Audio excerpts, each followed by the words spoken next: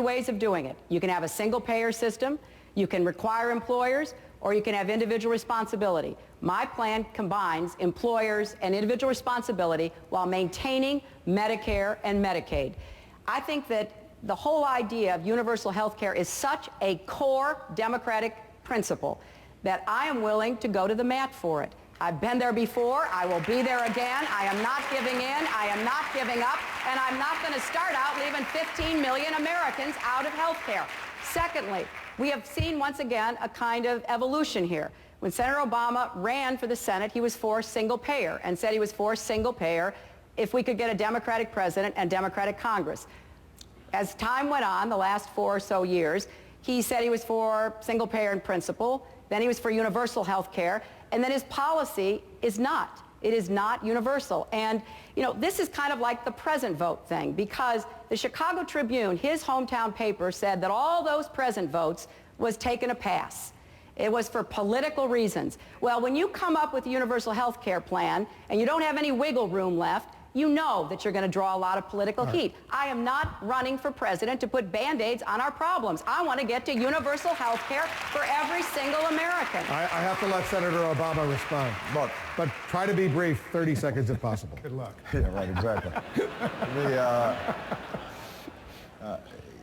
Here's the policy question. If, in fact, we are not making it affordable enough, which is what's happening right now, and you mandate on families to buy health insurance that they can't afford, and if they don't buy it, you fine them or in some other way take money from them. No, this is what's happening. But Brock, you're ignoring John, we subsidize the health care. I haven't finished, John. Okay. Let me finish. All right, go ahead. Now, what is happening in Massachusetts right now, there are articles being written about it, which is that folks are having to pay fines and they don't have health care. They'd rather go ahead and take the fine because they can't afford the coverage. My core belief is that people desperately want coverage. They desperately want it. And my plan provides those same subsidies. And if they are provided those subsidies and they have good quality care that's available, then they will purchase it. That is my belief. Now, it's fine for us to have a debate about how the best way to get there is. But to suggest somehow that I'm not interested in having everybody covered, or to suggest, as Hillary just did, that I was in favor of single payer, I never said that we should try to go ahead and get single payer. What I said was that if I were starting from scratch, if we didn't have a system in which employers had typically provided health care, I would probably go with a single payer system. What's evolved, Hillary, is your presentation of my positions. Which is what's happened frequently during the course of this campaign. Thank you, Senator. Let's move on. We have another important subject. And Joe, I want you to start off. Senator Clinton, on the Iraq question, we're here in South Carolina. It's a big military state with a lot of military families. Last week, U.S. military commanders on the ground in Iraq said that Baghdad is now 75% secured. There's also important signs of political progress, including de-Baathification, which was basically long awaited. That, of course, was a big benchmark.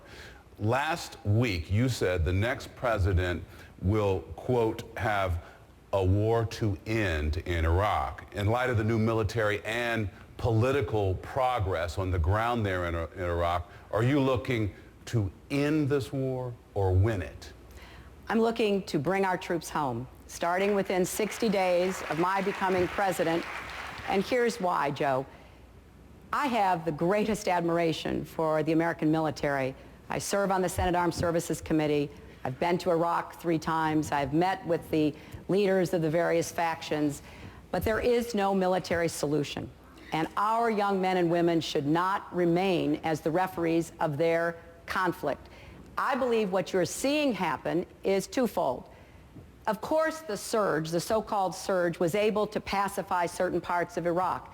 If we put enough of our men and women and equipment in, we're going to be able to have some tactical military success. But the whole purpose of the surge was to force the Iraqi government to move quickly toward the kind of resolution that only it can bring about. I think what is motivating the Iraqi government is the debate in the political campaign here.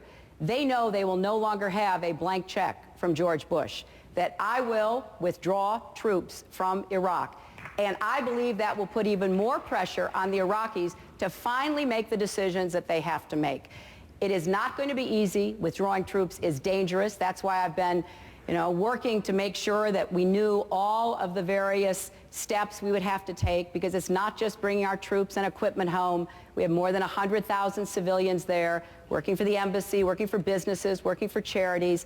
We have a lot of Iraqis who sided with us, translators and drivers who put their lives on the line for American military forces.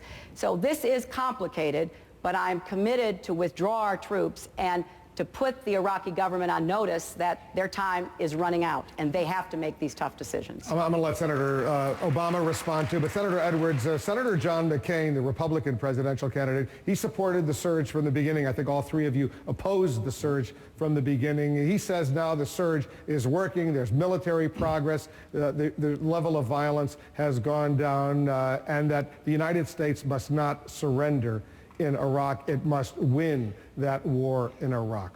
Why do you believe Senator McCain is wrong?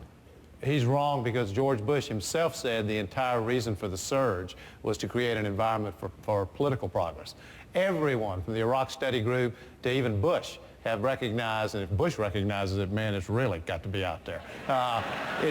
Even President Bush recognizes that unless the Sunni and Shia reach some political reconciliation, there cannot be stability in Iraq. And the problem with this definition and evaluation of whether progress has been made is that there has been no meaningful political progress. There has been a little bit, in fairness, a little bit, but very little. And I don't think it changes anything. The one thing I would say is, and I would actually like for both of them to have a chance to respond to this, what I have said very clearly, all of us have said we would end the war. And I don't have any doubt that all of us are committed to that. I don't doubt that.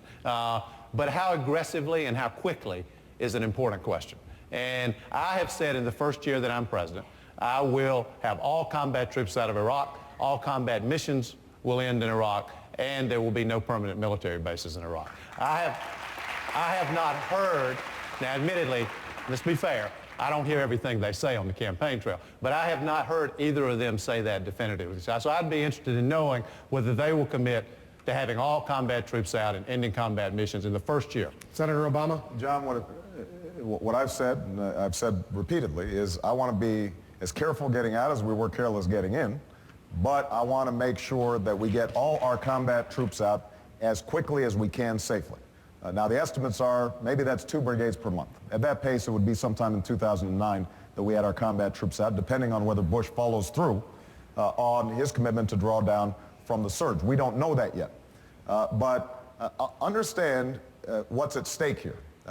John's exactly right that the question is, how do we create a stable Iraqi government where our troops are not required to maintain permanent bases in a permanent occupation in Iraq?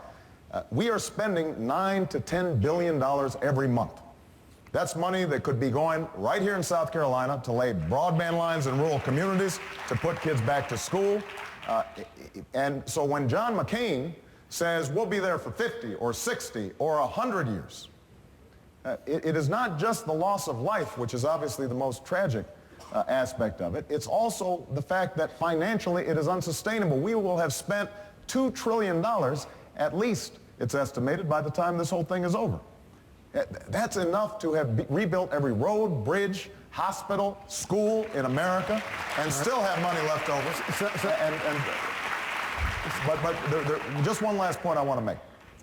We are seeing Al-Qaeda stronger now than at any time since 2001. That is a significant threat that has to be dealt with. Because we have been distracted, we have ended up seeing a more dangerous situation, and so we are not, this is not just a matter of who's right and who's wrong about having gone to the war or the surge. It's also how do we deal with the future threats, and as long as we're bogged down in Iraq, we are not going to be able to deal with those future threats. Senator Clinton, do you want to respond to Senator